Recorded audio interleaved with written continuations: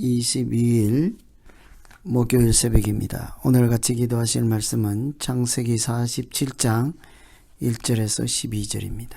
그 중에 9절 10절 봉독해 드립니다. 야곱이 바로에게 아뢰되 내 나그네 길의 세월이 130년이니이다. 내 나이가 얼마 못되니 우리 조상의 나그네 길의 연조에 미치지 못하나 험악한 세월을 보냈었나이다 하고 야곱이 바로에게 축복하고 그 앞에서 나오니라. 아멘. 오늘 말씀은 애굽에 내려간 요셉의 형제들과 야곱이 바로를 만나는 장면에 대한 말씀이지요. 고센 땅에 정착하기로 한 일가족은 요셉을 따라 형제들 중에 대표를 뽑아서 5명이 바로를 찾아가 만나게 됐지요. 또 야곱이 같이 가서 바로를 만났습니다.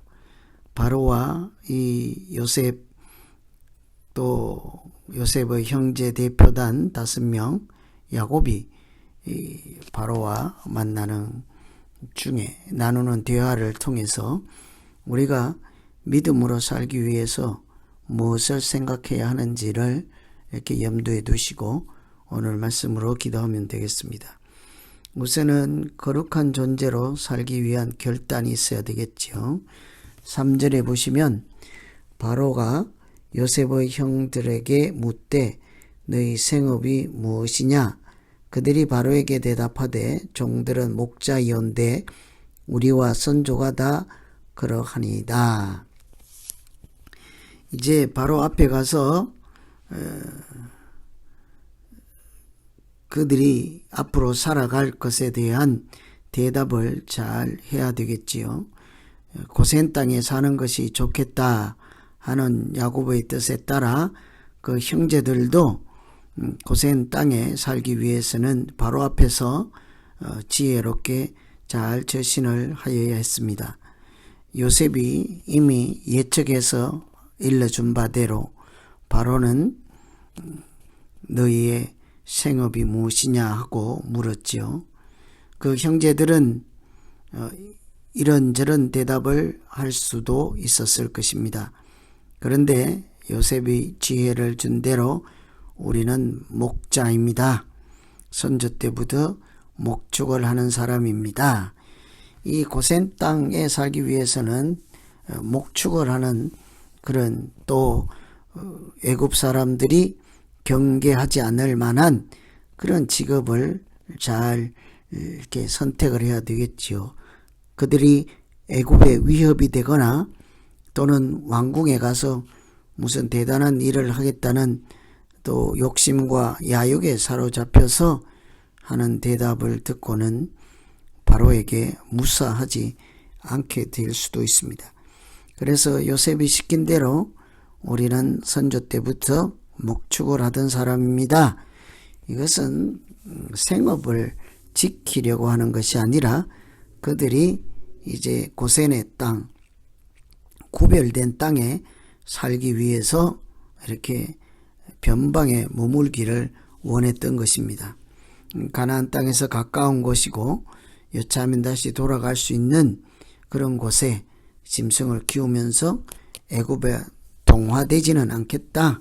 구별된 하나님의 백성으로 살겠다 하는 이런 결단하는 그런 대답을 형제들이 자기들 입으로 직접 바로 앞에서 한 것입니다. 바로라고 하는 당시에 대제국의 황제 앞에 한마디라도 거짓말을 했다가는 목이 달아날 수도 있지 않겠습니까? 목숨 걸고 사실은 이야기하는 거죠. 그래서 우리는 이렇게 해서 고센에 구별된 삶을 살겠다 하는 마음에 결단이 있어야만 할 수 있는 일이었습니다. 거룩하다 하는 말이 본디 구별되다 하는 뜻이죠. 하나님께 속했기 때문에 구별된 것입니다. 세상에 있지만 하늘에 속한 사람으로 세상 사람들과는 다른 인생을 살겠다, 믿음으로 살겠다. 사실은 하나님의 자녀 아브라함의 후손이라는 그 정체성을 지키겠다 하는 것이죠.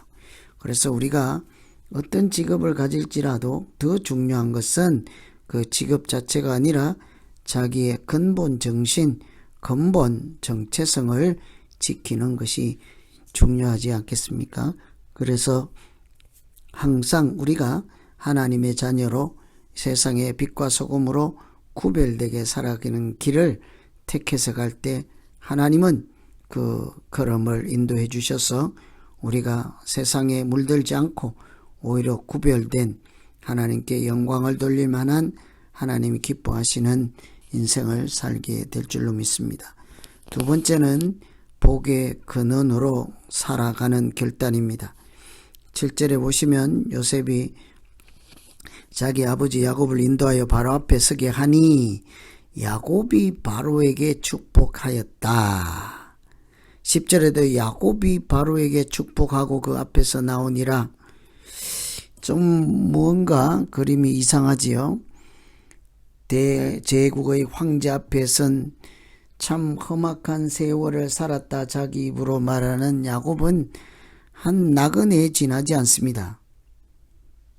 왕권이라고 하는 어마어마한 권력을 가지고 있는 황제 앞에서 일개 나그네요. 양식이 없어서 곡식을 구하러 온 힘없는 노인에 불과하죠. 그런데 그 야곱은 그 기세에 등등한 바로 앞에서 기가 죽지 않았습니다. 오히려 당당하게 바로에게 축복을 하고 나왔다고 하지 않습니까? 하나님께서 주시는 권세로, 하나님께서 주시는 능력과 하나님께서 함께 하시고 약속하시는 말씀 의지에서 그리스도인은 사람들에게 복의 근원으로 살아가는 거죠. 아브라함을 부르실 때 너로 말미암아 만민이 복을 얻을 것이라 너는 복의 근원이라 이렇게 모든 민족이 복을 얻을 것이라 하지 않습니까? 믿는 사람들은 그 믿는 사람들이 통로가 되어서 하나님의 복이 전달되는 사람들이지요. 그래서 그리스도인은 하나님의 복을 전하는 사람, 내가 너로 큰 민족을 이루고 내게 복을 주어 이름이 창대하게 하리니 너는 복이 될지라. 하나님이 우리를 부르시고 인도하시고 보내시는 목적이 하나님의 복을 세상에 알리는 것, 세상 사람들이 하나님을 알고 천국에 속한 사람으로 살아갈 수 있도록 돕는 것이지 않겠습니까? 그것이 복의 근원입니다. 하나님 알지 못하는 사람들이 하나님을 알아가고 하나님의 자녀로 살고 하나님이 주시는 은혜를 누리며 살 수 있도록 그렇게 한다면 그보다 더 큰 복이 어디에 있겠습니까?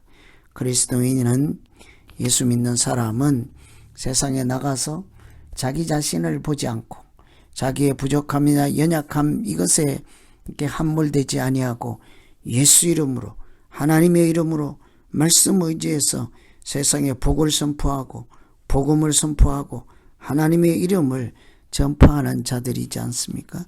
그래서 나그네 같은 야곱이 바로 황제 앞에 서 있을지라도 오히려 황제가 야곱에게 불쌍히 여기고 복을 선포해야 될 것 같으나 반대로 하나님의 이름 의지해서 야곱은 당당하게 바로에게 복을 선포했습니다.